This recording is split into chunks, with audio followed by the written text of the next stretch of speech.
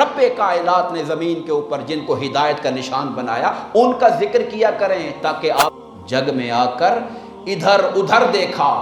تو ہی آیا نظر۔ عام طور پہ لوگ 6666 کہتے ہیں، مگر وہ ایگزیکٹ فگر وہ نہیں ہے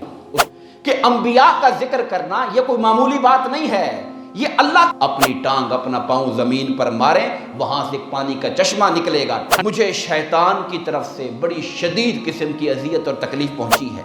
یعنی اتنا ہے کہ آقا کریم علیہ السلام کی سیرت طیبہ کی تکمیل کے بعد ہم آگے جو گفتگو کا ایک سلسلہ اور ایک سیریز شروع کرنے والے ہیں، وہ اللہ تعالیٰ کے جو باقی انبیاء کرام ہیں، آقا کریم علیہ السلام سے پہلے جو انبیاء سابقین ہیں، کم و بیش 25 سے زیادہ پیغمبروں کا ذکر اللہ پاک نے قرآن میں کیا ہے۔ کل پیغمبروں کی تعداد تو روایات کے مطابق تقریباً 1,24,000 ہے،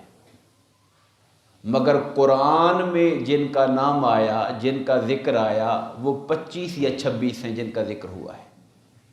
یہ یا اس لیے بول رہا ہوں کہ حضرت خضر علیہ السلام کے بارے میں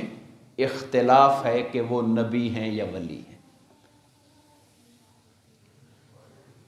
اور ان میں سے بعض کا ذکر بہت تفصیل کے ساتھ ہے،